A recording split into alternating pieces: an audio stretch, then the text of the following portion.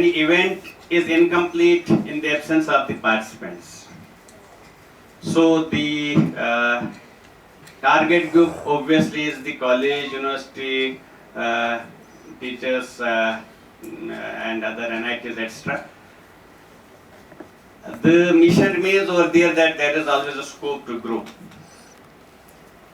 As is mandatory for all the teachers who join the service that within the first year of their career they have to go for the orientation, what previously was called as orientation, now faculty induction program. That a person who after graduating, after obtaining degrees, probably is not a fit teacher unless he or she is groomed, unless he or she is given an orientation by the peers in the field. Probably that is the spirit behind having this program, and UGC is spending so much of money on these programs. So obviously you are very important for us, and we have been trying our level best. That's why I did mention that two of the coordinates for these two courses which are being inaugurated today are two experienced persons who have a long-standing and organizing programs in contacting good persons, good people, good experts. And I am sure that we are in fact late night discussing all the resource persons, and I am pretty sure that you would really leave with good memories.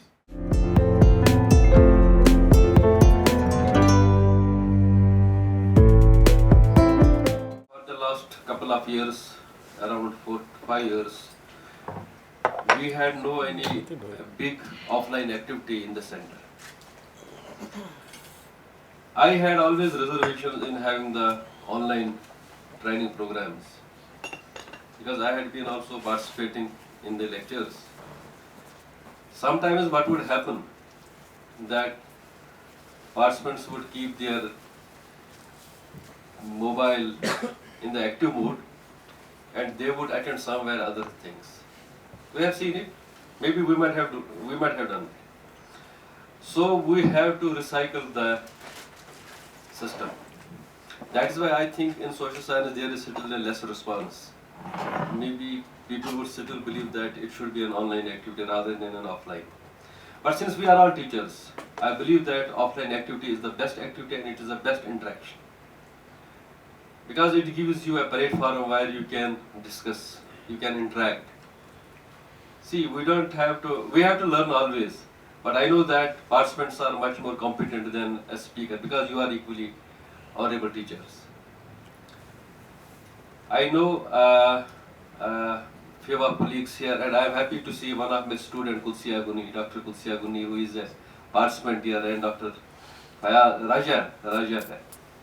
So you are also there. I am happy to see some of the students now in the form of the now assistant professors, associate professors, and then the participants of this event. From the day Professor Fayaz Saab has taken over the director of the center, he has been very busy in having these courses, and that's actually what center has to do. I believe that throughout the country, and this is one of the best centers we have at the University of Kashmir. One among the top 6. One of the top 6. So we should congratulate that. It is a good news that if it's one of the top 6, that means we are equally doing good. And we know that we are all the alumni of this great university. We have been students here, now we are the teachers here, now we are the officers here, and what we should then expect something. So we should be very thankful to the University of Kashmir, who has provided us everything. Someone is working in the college, someone is working in the university, someone is working in the +2, someone is working in the industry, someone is working in the government, but ultimately it is actually that we have got everything from the University of Kashmir. So in return we have to always try our best to give something back. I hope that this 1 month program around will be a very it will be very interactive program, because I could just see that number of good speakers are coming from different universities of the country.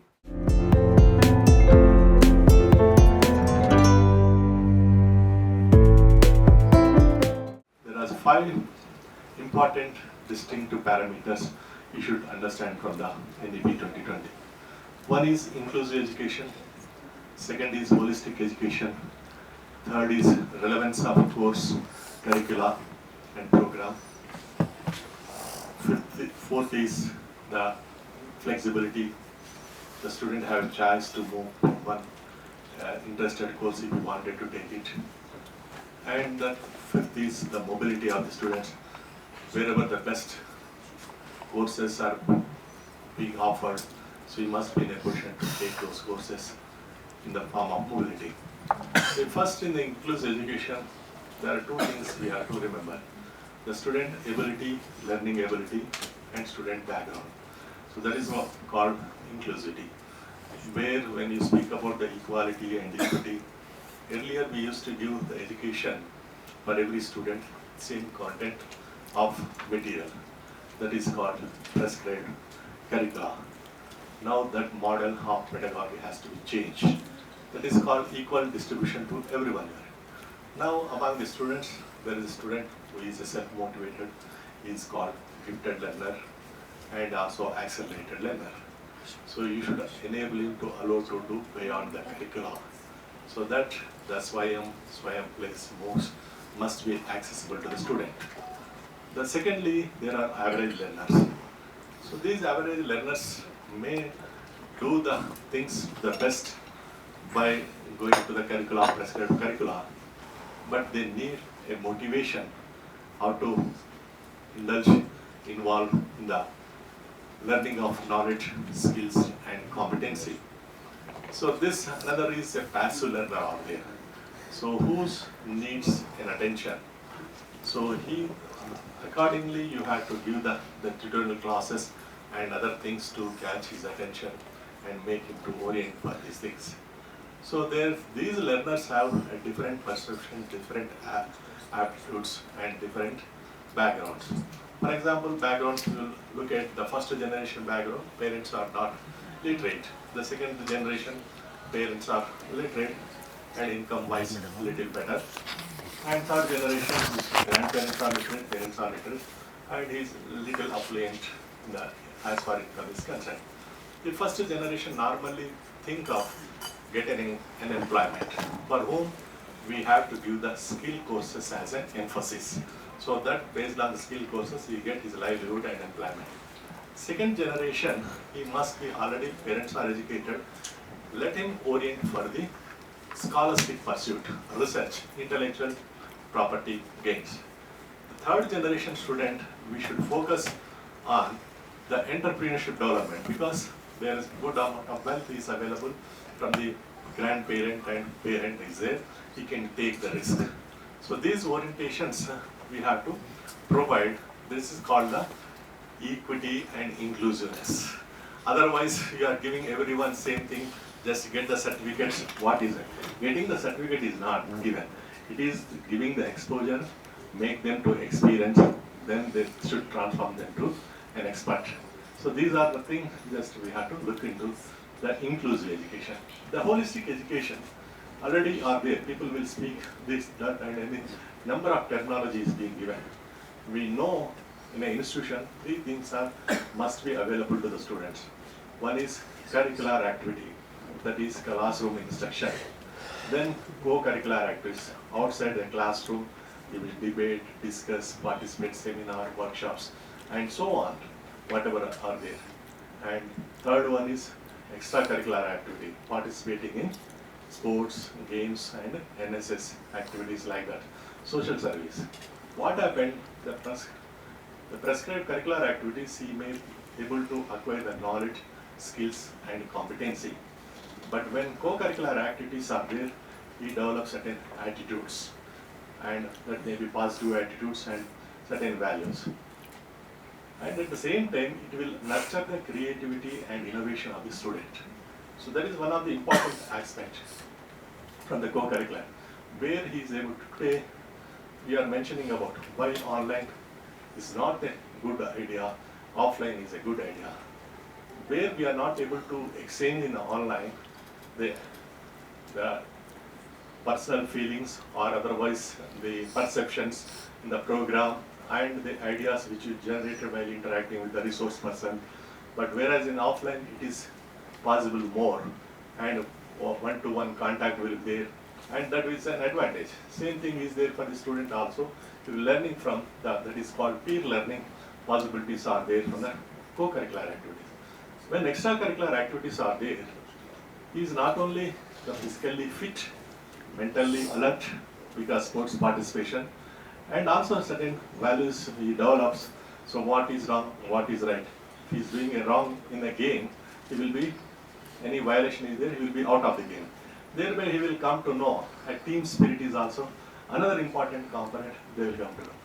When social service is there, he will try to understand the society problems and how to mingle with the people, how to understand the people miseries and needs, and then he will try to enumerate himself leadership qualities. So these things are coming as a holistic education. So this we have to think about.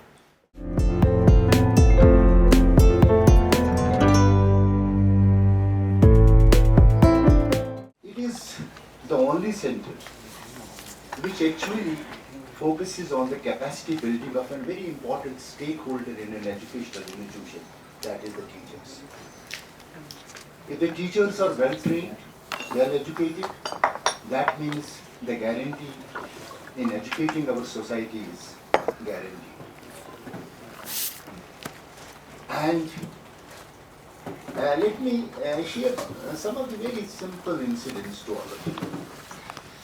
When we joined teaching, generally very young, at a very young age, after doing PhD or some other research activity, we are at times overconfident in the sense that I have done doctorate, I know every subject.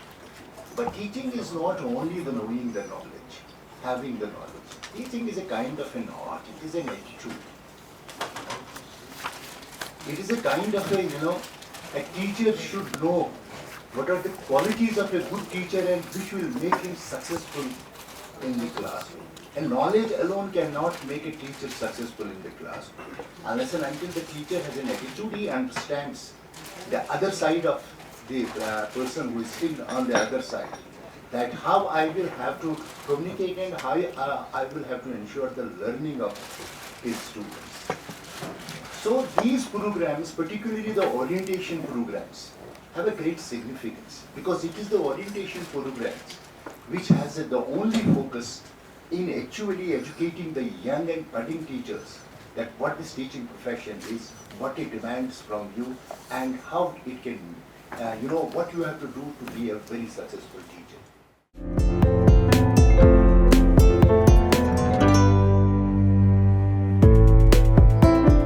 This specific FIP aims to orient and integrate new faculty members and young ones also, like you, into the academic environment of higher education institutions.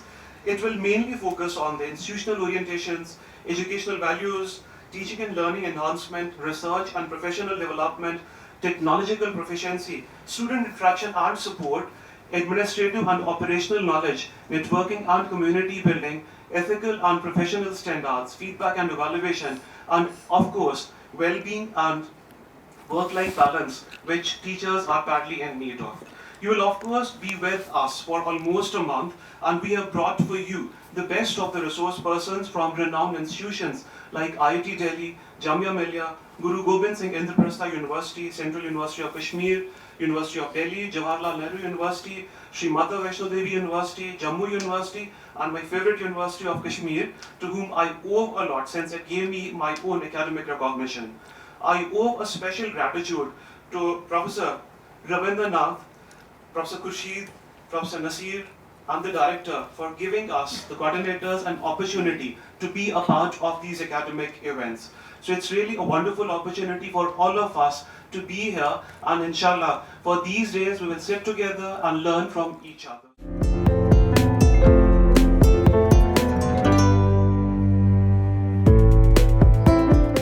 As a coordinator of the refresher course in science, it is a distinct honor to address you regarding the conduct of refresher course in science for assistant professors organized by UGC MMTC at the University of Kashmir. In the perpetually advancing field of science, remaining our current, with the latest developments is not merely advantageous but indispensable. Such refresher courses are pivotal in ensuring that the assistant professors are furnished with the most up-to-date knowledge and skills. Science, being a dynamic discipline, witnesses discoveries and innovations at an accelerating pace. These courses offer a structured platform for educators to refresh their understanding of the latest research findings, technological advancements, and cutting-edge methodologies. This ongoing learning process empowers teachers to impart a contemporary and relevant education to their students. The refresher course also promote a rich exchange of ideas and experiences among educators. They bring together participants from the various scientific disciplines, creating a vibrant learning community. This interaction can lead to innovative teaching strategies and collaborative research opportunities, enriching the academic environment. Furthermore, these courses help maintain the quality and standards of the higher education in science. By ensuring that educators are well informed and skilled, they uphold the integrity and excellence of our academic institutions. This commitment to quality enhances the global reputation of our higher education system. The participants of the refresher course belong to different fields of science, mostly botany, zoology, biotechnology, physics, chemistry, computer sciences, and in our current program, we have endeavored to assemble distinguished teachers and researchers as resource persons from esteemed universities across India. For example, we do have resource persons from JNU, Jamia Millia Islamia, Punjab University, Guru Nanak Dev University, SKIMS, SQUAST, Central University of Kashmir, National Institute of Technology, and many other institutes. They will deliver their experience on the current relevant topics of utmost importance, right from the writing skills, MOOCs development, modern drug discovery, laboratory to market, design thinking, use of R in research, wild edible mushrooms for sustainable future, ecological balance in the climate change, perspectives in science and technology, academic writing, National Education Policy 2020, constitutional values and rights to education, besides number of other lectures will be delivered. I urge all the participant teachers to take full advantage of these opportunities for growth and excellence. Let us hope that our time together is both productive and enriching.